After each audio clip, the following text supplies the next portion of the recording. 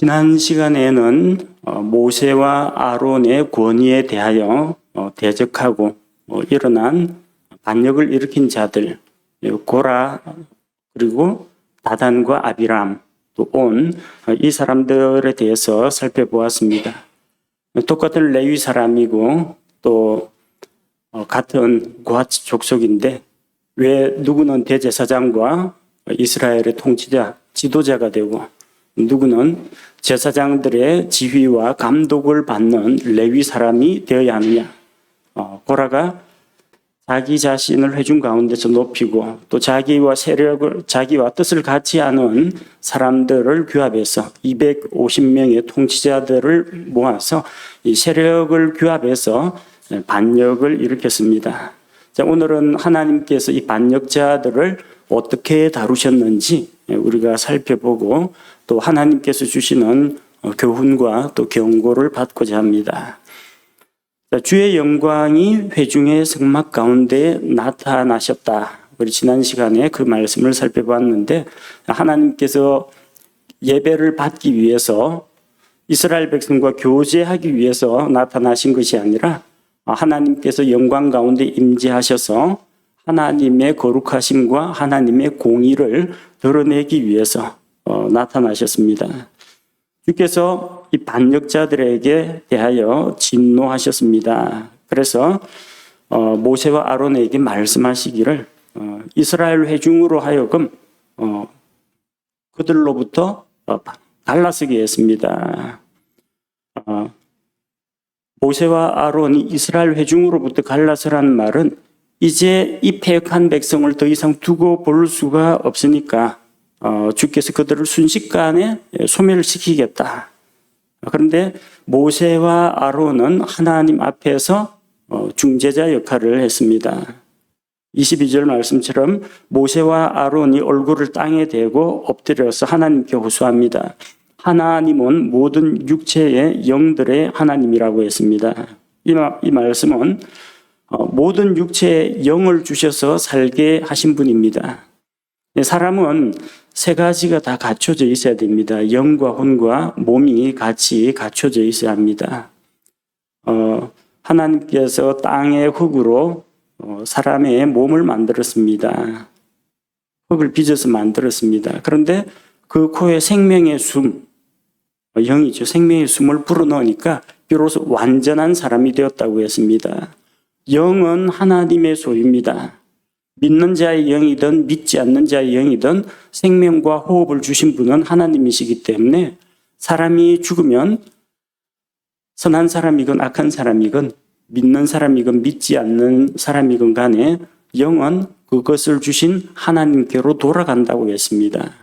하나님은 모든 육체의 영들의 하나님이시고 모든 육체에 영을 주셔서 살게 하시는 분입니다. 만약 하나님께서 그들로부터 영을 취해가시면 사람은 영과 혼과 몸이 분리되어서 죽을 수밖에 없습니다. 사람에게서 영과 혼이 떠나면은 죽습니다. 영이 없는 몸이 죽은 것과 같다고 야고보서에서 말씀하셨는데 영이 떠나가면 혼도 몸에서 분리가 됩니다. 그래서 몸은 땅에 묻히고 혼은 낙원 또는 지옥으로 가게 되고 영은 그것을 주신 하나님께로 돌아가게 됩니다. 즉 하나님께서 이 모든 회중에 선한 자건 악한 자건 이스라엘 회중을 만드셨고 생명을 주셨고 다스리시는 분인데 지금 주님께서 한 사람이 주께 죄를 지었는데 주께서 온 회중에게 진노하시면 어떻게 하느냐는 겁니다. 하나님께서 오래 참아주시기를 또 이 회중에게 긍휼을 베풀어 주시기를 구하는 겁니다. 물론 이제 문제가 된 것은 고라와 다단과 아비람과 온 그리고 250명의 통치자들입니다. 그런데 그런 것에 대해서 그들이 반역을 일으키는데 회중들 가운데서 어느 누구도 그 잘못된 행동에 대해서 이의를 제기하고 나서는 사람이 없다는 겁니다. 겉으로 드러난 숫자는 기껏해야 250명 남짓입니다. 그보다 훨씬 더 많은 사람들이 모세와 아론을 지지하고 있을 겁니다. 하나님께서 세우신 지도자이기 때문에.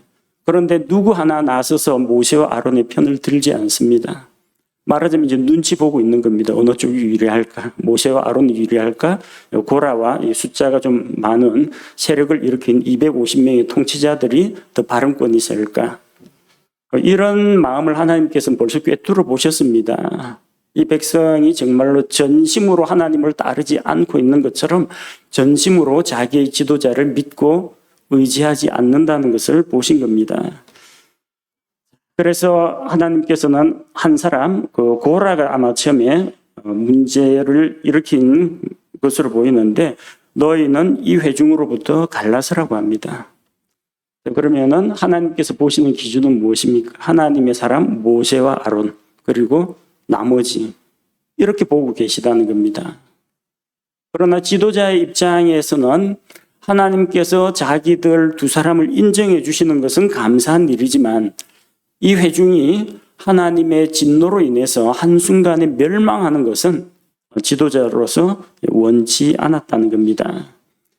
자, 그래서 모세와 아론이 주께 엎드려 이렇게 호소한 것입니다. 그래서 하나님께서는 이제 온 회중에 대한 진노를 거두시고 반역자들을 심판하기로 하셨습니다. 그래서 23절에서 27절 말씀을 보면은 주께서 이번에는 고라의 반역에 가담하지 않는 사람은 그 고라와 반역의 무리들로부터 멀리 떠나게 하셨습니다.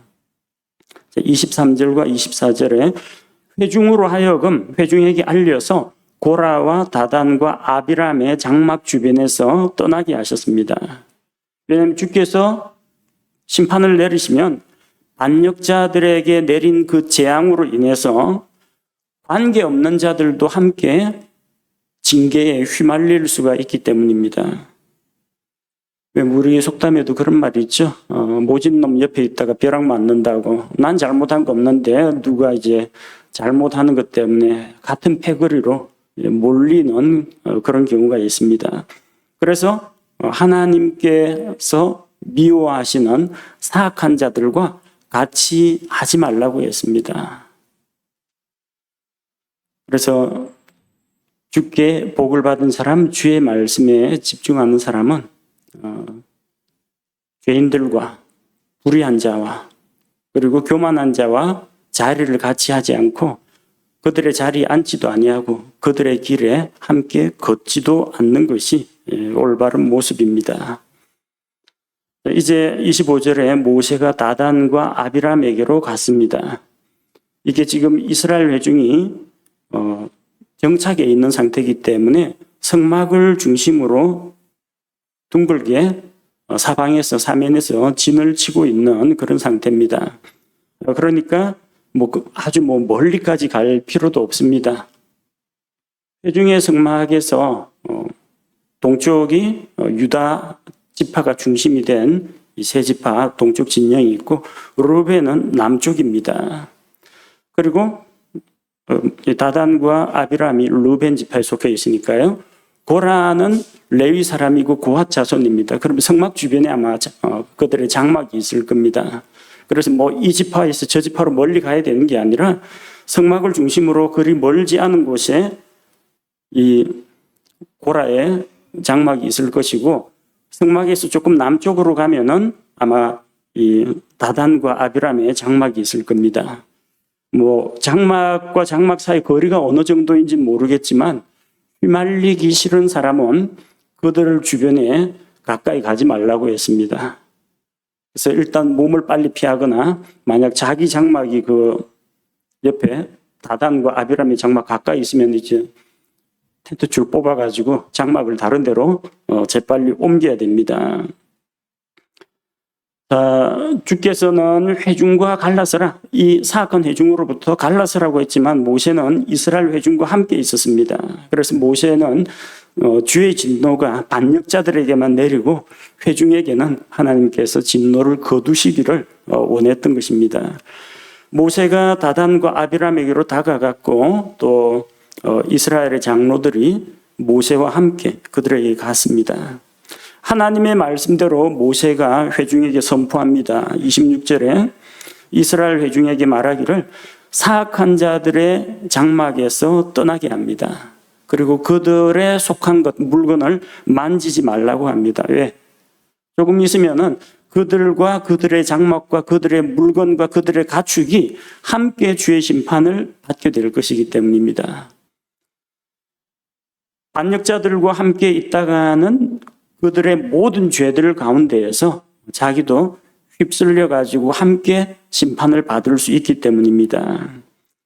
요한계시록 18장 4절 말씀에 보면 또 내가 들으니 하늘로부터 또 다른 음성이 나서 이르되 내 백성아 너희는 그녀에게서 나와 그녀의 죄들에 참여하는 자가 되지 말고 그녀가 받을 재앙들을 받지 말라고 했습니다. 자, 그녀라고 나와 있지만 그녀가 가리키는 것은 큰 바빌론, 큰 창녀 바빌론을 이야기합니다. 하나님을 대적하는 이 거짓 종교를 이야기합니다. 그 안에 있으면은 같이 재앙을 당한다는 겁니다. 거기서 나오라는 겁니다. 잘못된 종교에 속해 있으면서도 하나님께서 내가 마음을 바르게 하고 성실하게 살면은 구원해 주시지 않겠느냐 그렇게 생각하는 사람들이 종종 있습니다. 가끔 가다가 또 우리 교회에 그런 상담을 해오는 분들이 있어요.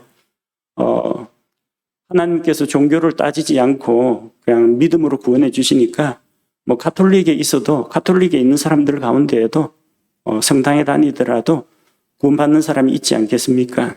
그렇게 물어봅니다. 함정 질문이에요. 답을 잘못하면은 그 가톨릭에 그대로 있어도 괜찮다라는 식으로 이 사람이 해석을 끌고 가버릴 수가 있거든요. 그래서 원칙은 원칙대로 이야기해 줍니다. 어떤 종교에 속해 있느냐가 아니라 당신이 누구를 구원자로 믿고 의지하는지가 중요하다. 구원자 예수 그리스도를 만나야 한다. 가르쳐 줍니다. 가톨릭에서도 하나님 믿고 삼위일체 믿고 예수님 믿습니다. 그럽니다. 근데 예수님 말고 다른 거를 믿고 의지하면은 자기의 행위, 선행, 미사, 연보, 고해성사 이런 것들을 믿고 의지하면은 하나님의 은혜를 예수 그리스도의 십자가를 전적으로 믿고 의지하는 게 아닙니다. 그건 믿음이 아닙니다. 똑바로 이야기해 줘야 됩니다. 여기서 말하는 큰 바빌론, 큰 음녀 바빌론, 창녀 바빌론은 거짓 종교입니다. 세상의 왕들과 많은 사람들을 속이는 거짓 종교입니다. 그 가운데 있다가는 하나님께서 내리는 그 심판에 의해서 함께 멸망한다는 겁니다. 그래서 거기서 나오라고 했습니다. 그 죄들에 참여하지 말라고 했습니다.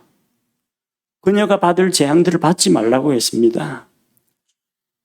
하나님께서 이 세상에 바른 말씀을 주셨고 또 바른 말씀을 따르는 교회들이 많이 있는데 왜 구태여 로마 가톨릭이라든지 다른 이단에 속해 있으면서 그래도 내가 하나님을 믿으니까 내가 여기 있더라도 하나님은 나를 구원하실 거야.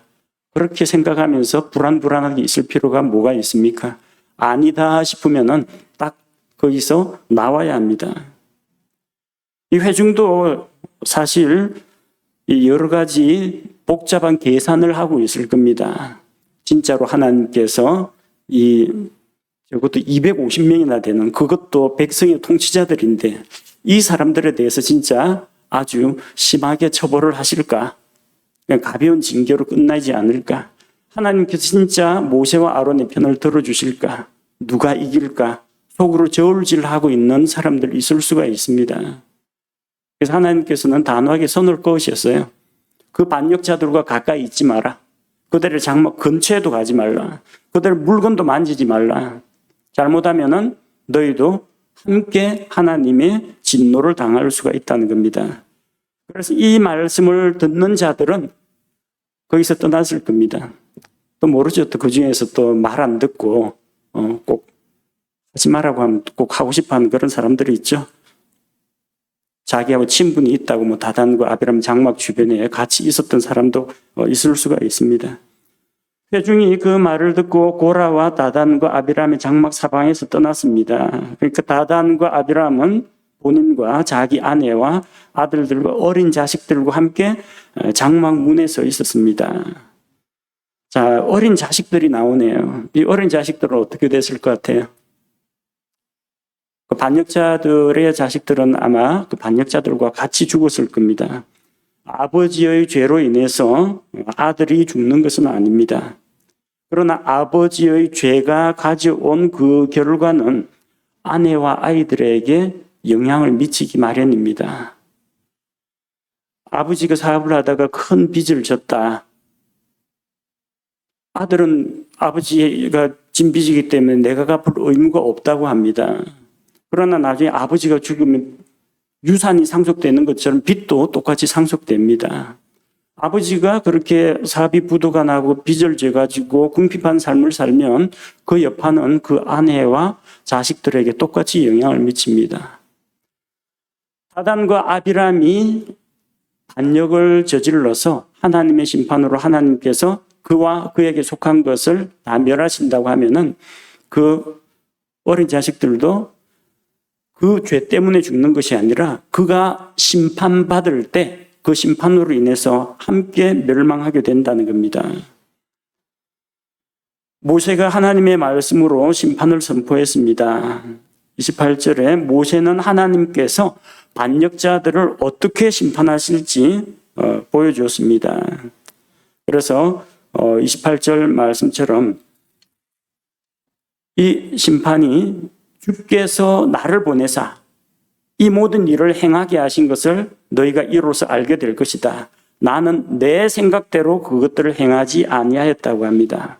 즉 회중 앞에서 주께서 모세를 지도자로 세우시고 보내셨다라는 것을 보여주실 것이라는 겁니다. 그리고 이번에 일어나는 심판은 모세가 사사로운 어떤 적대감이나 정치적인 반대파를 처단하기 위해서 하는 것이 아니라 내 생각대로 하는 것이 아니라 이 심판은 하나님께 속한 것이고 하나님께서 세우신 권위와 질서를 어지럽히는 자들을 친히 처단하시는 것이라는 것을 이제 보여줍니다. 그래서 그것이 과연 사람에게서 난 심판인지 하나님에게서 난 심판인지 회중이 보고 알 수 있게 해야 됩니다. 그래서 그들의 죽음이 일반적인 죽음과는 다르게 될 것을 말합니다. 29절에 반역자들은 모든 사람이 죽는 것과 같은 죽음으로 죽는 것이 아니라는 겁니다. 하나님께서 새 일을 행하실 것이라고 했습니다. 30절 말씀처럼 주께서 새 일을 행하실 것이다. 해 아래는 새 것이 없습니다. 그 말은 새 일을 행하신다는 건 지금까지 한 번도 없던 방법으로 심판하신다는 이야기입니다. 새 일이라는 건. 그러니까 반역자들이 심판한데 늙고 병들어서 자연사하는 것은 하나님의 심판이 아닙니다. 그 일반 사람들이 죽는 평범한 죽음입니다. 반역자들이 재판을 받아서 일반인들이 받는 징벌, 폐형을 받는다든지 추방을 당한다든지 하면 그것은 사람과 법과 제도가 심판한 것이지 주께서 직접 심판하신 것이 아니라는 겁니다. 모세는 주께서 친히 이 심판을 계획하셨고 집행하신 것을 보여주기 위해서 주께서는 새 일을 행하실 것이라고 했습니다. 즉 일반 사람들과의 죽음과는 전혀 다른 방법의 죽음을 내리실 거라는 겁니다. 그 방법이 무엇입니까? 30절에 나온 것처럼 그러나 만일 주께서 새 일을 행하사 땅이 자기 입을 벌려 그들과 그들에게 속한 모든 것을 삼켜 그들이 산채로 구덩이에 들어가게 하시면 이 사람들이 주를 경노하게 하였음을 너희가 깨달으리라 하니라. 땅이 입을 쭉 벌려가지고 사람들을 삼킨다는 이야기입니다. 땅이 입을 벌린다. 땅이 생물체도 아닌데 뭐 입을 벌리겠습니까? 근데 다른 부분은 가만히 있는데 이 반역자들의 발밑 부분만 땅이 쫙 갈라지면 그 입을 벌리는 겁니다. 지진 혹은 싱크홀 같은 방법으로 하나님께서 그들을 땅속에 산채로 매몰되게 하신다는 겁니다.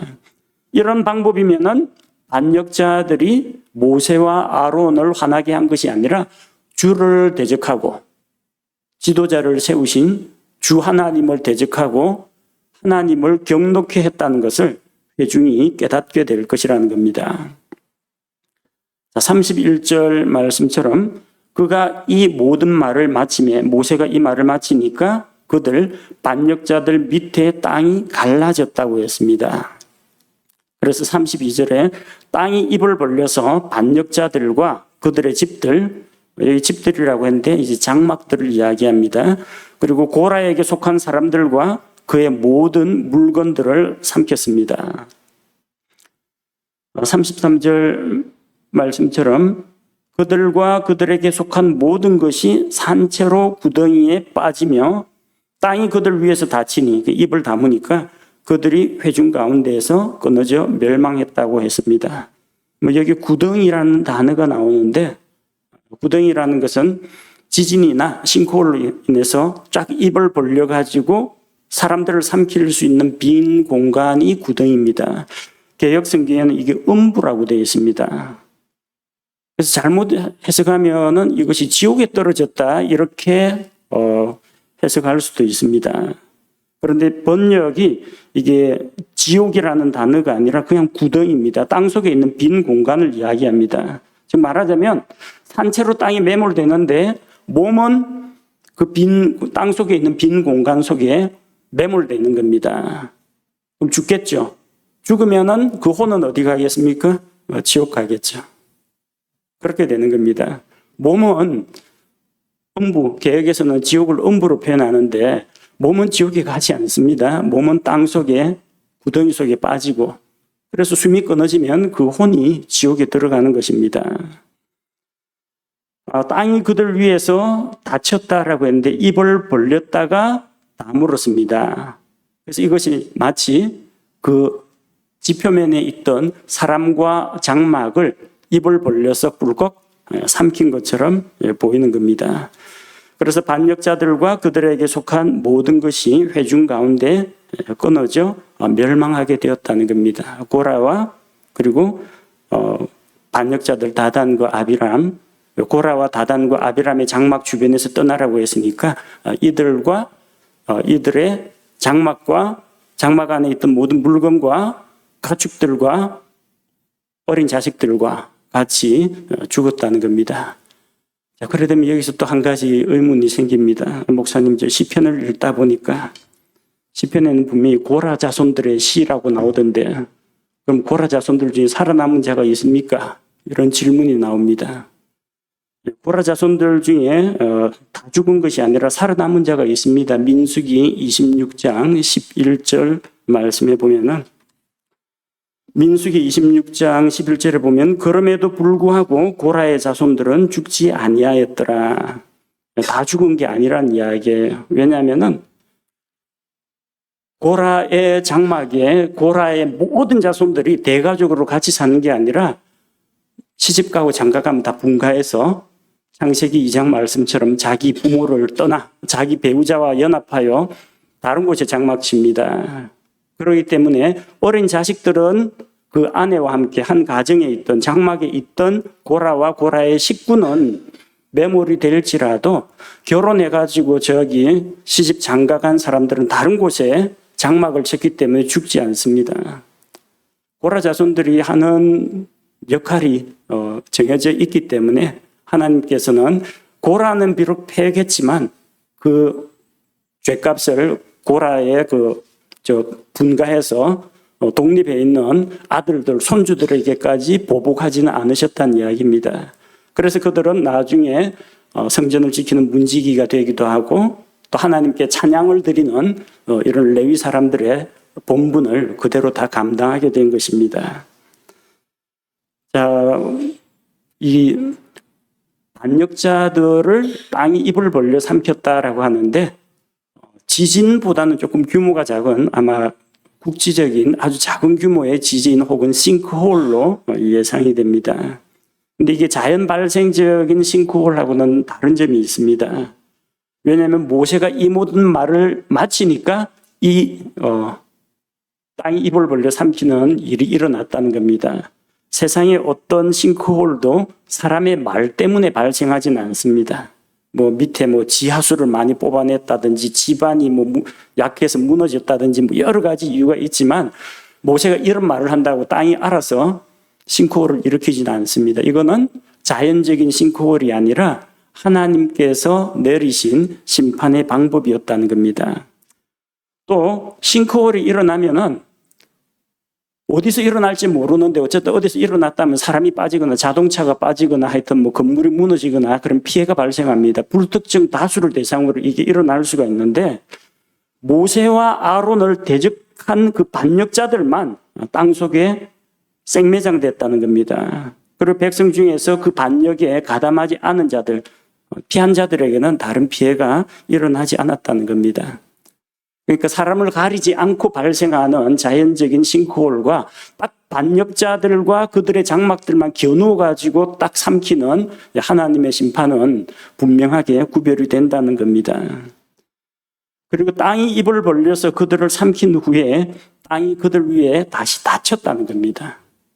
도로에 싱크홀 일어났다면 구멍이 뻥 뚫려 있고 거기 내려앉은 게 다 보입니다. 저절로 아스팔트가 입을 쭉 다물다거나 땅이 입을 다물거나 그러지 않습니다.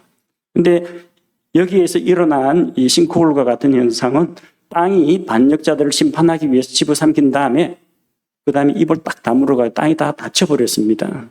그 위를 이제는 일반 사람들이 밟고 다녀도 내려앉거나 무너지는 일이 없다는 겁니다. 그러니까 이 사건은 우연히 발생하였거나 자연적으로 발생한 것이 아니라 하나님께서 계획하시고 집행하신 심판이라는 겁니다. 하지만 이스라엘 백성은 이것을 보고 크게 두려워했습니다. 두려워하려면 영광 가운데 임재하신 주 하나님을 두려워해야 되는데 이 사람들은 뭘 두려워했습니까? 자기들이 죽을까 봐 죽음을 두려워했습니다. 34절 말씀해 보니까 그들 주위에 있던 온 이스라엘이 그들의 부르짖음을 듣고 도망하였으니 이는 그들이 이르기를 땅이 우리도 삼킬까 두렵다 하였기 때문이라. 이스라엘 회중이 땅속 구덩이로 떨어지는 그 사람들의 비명소리를 들었다는 이야기입니다. 땅이 입을 벌려가 땅이 갑자기 퍽 꺼지면서 밑으로 추락하는데 고라와 다단과 아비람 그 어린애들 그냥 있겠습니까? 살려주세요 하고 잘못했어요 하고 하고 비명소리 지르고 울음소리가 나고 그랬을 텐데 그 소리를 듣고 그 부르짖음을 듣고 혹시 우리에게도 그 여파가 미칠까 봐 사람들이 그 주변에서 도망갔다는 이야기입니다. 땅이 자기들도 삼킬까 봐 두려워해서 도망친 것입니다. 눈에 보이지 않는 하나님은 두려워하지 않는데 당장 눈에 보이는 그 재앙, 싱크홀과 같은 재앙, 심판은 사람들을 두려워합니다. 그래서 만약에 불신자들 하나님께서 허락하신다면 불신자들한테 지옥을 딱 10분만 보여주면은 다 무릎 꿇고 회개할 것 같아요. 지옥에서 그 사람들이 뜨거운 물의 고통 속에서 죽지도 않고 계속 고통 속에서 시달리면서 부르짖고 호소하고 비명 지르는 거 그거 들으면 지옥이 진짜 있다는 것과 구원자가 없이는 죄 용서 받지 못하면은 지옥에 간다는 걸 알고 많은 사람들이 아마 회개할 겁니다.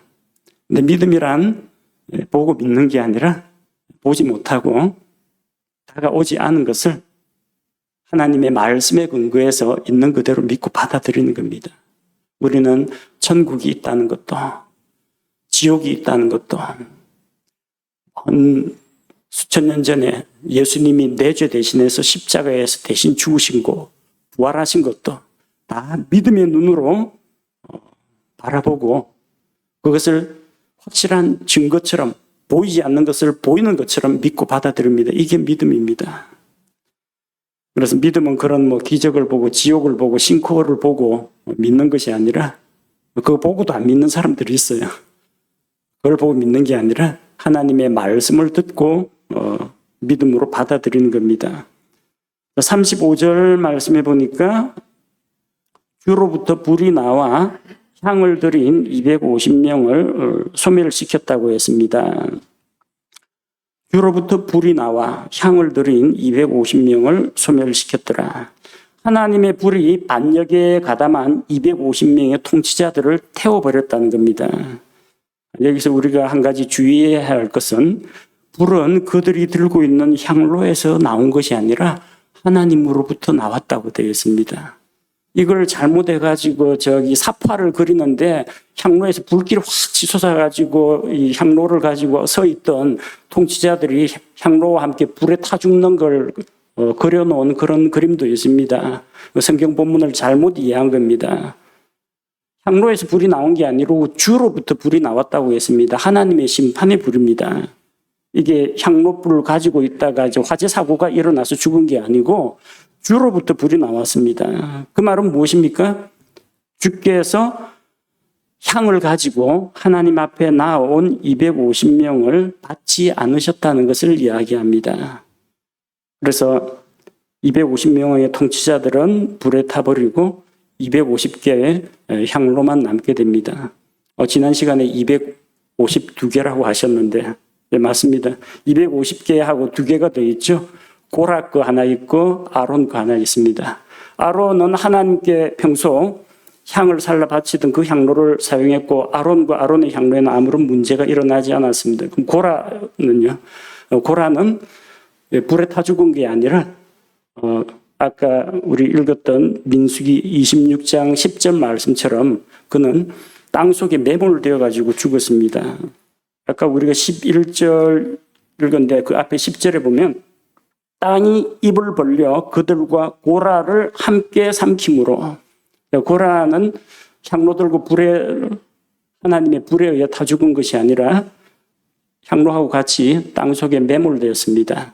250명의 통치자들은 불이 주로부터 나와가지고 하나님의 심판의 불에 의해 가지고 타 죽게 된 것입니다. 하나님께서 반역자들을 심판하신 이 사건은 이스라엘 회중에게 엄중한 경고를 주는 일이 되었습니다.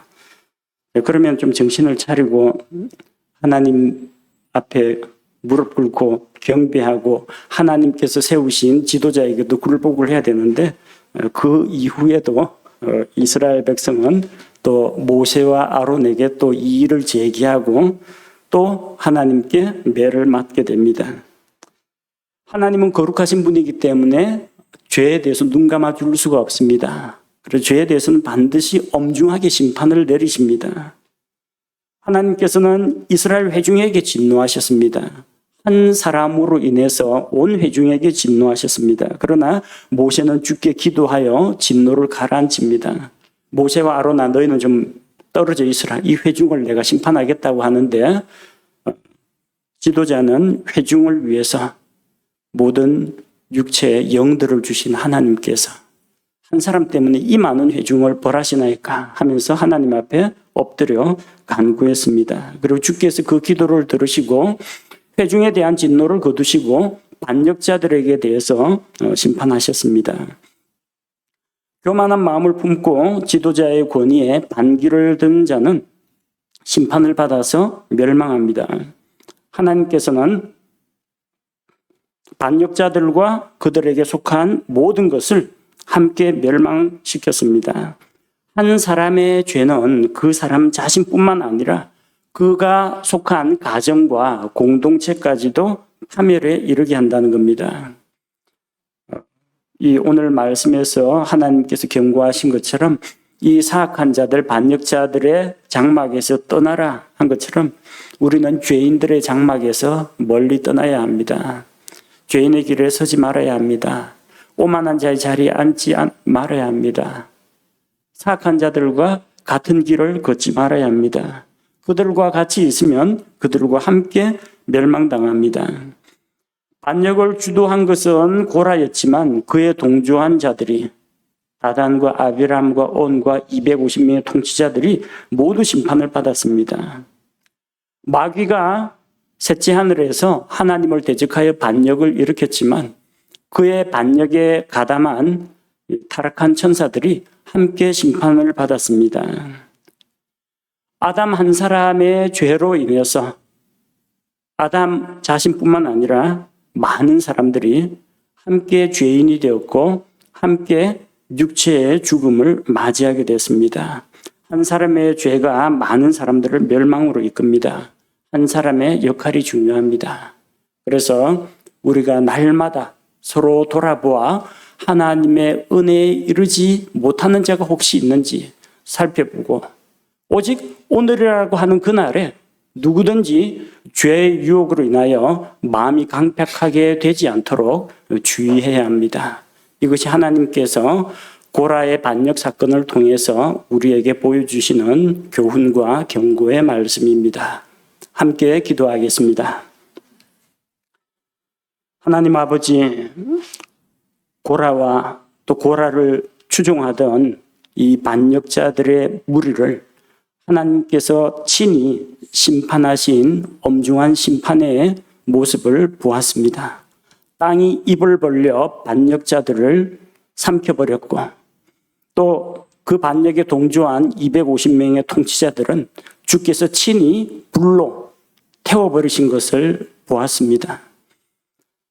구덩이로 떨어지는 사람들의 비명소리를 우리가 기억하게 하시고 불에 타 죽으면서 그제서야 뉘우치고 소리치는 자들의 그런 외침을 우리가 기억하게 하시고 오직 하나님을 두려워하는 마음을 품고 또 하나님께서 세우신 질서와 권위에 순종하는 마음을 갖게 하옵소서. 우리 가운데 아무도 마음이 강팍해져서 교만해지거나 높아지거나 또 악한 죄를 전념시키는 자들이 일어나지 않도록 도우시고 서로 권면하여 날마다 마음을 하나님의 은혜 가운데 있게 하시며 또 서로 권면하여 죄의 유혹을 받더라도 넘어가지 않도록 교제 가운데 우리를 지켜주옵소서. 고라의 사건을 통해서 우리 마음속에 주 하나님을 두려워하고 또한 우리 자신을 돌아보게 하옵소서. 예수님의 이름으로 기도합니다. 아멘.